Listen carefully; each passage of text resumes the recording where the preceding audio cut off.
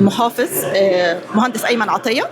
الحقيقة بنهدف للفوز، وبإذن الله نحقق أكبر قدر من المشروعات اللي تقدم، لأنه التقديم في حد ذاته هو مبادرة يسعى ليها الشباب علشان يتعلموا ان هم يشاركوا في مسابقات، ويتحطوا برضو ليستد في المشاريع الناشئة اللي بتسعى دايما لتطوير البيئة. الدورة الرابعة للمبادرة الوطنية لمشروعات الخضرة الذكية، ان محافظة اسكندرية هتكون موجودة وبقوة، وان هيحسوا كل اللي عندهم مشروعات في اسكندرية سواء من الجامعات، مراكز الفكر، الشركات الناشئة، كلهم يتقدموا.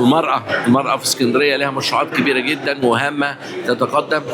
ويعني سعدت ايضا انه هيدي المحافظة اسكندرية هتدي جوائز اللي كسبوا او اللي تقدموا في المبادرة بجانب الجوائز الوطنية.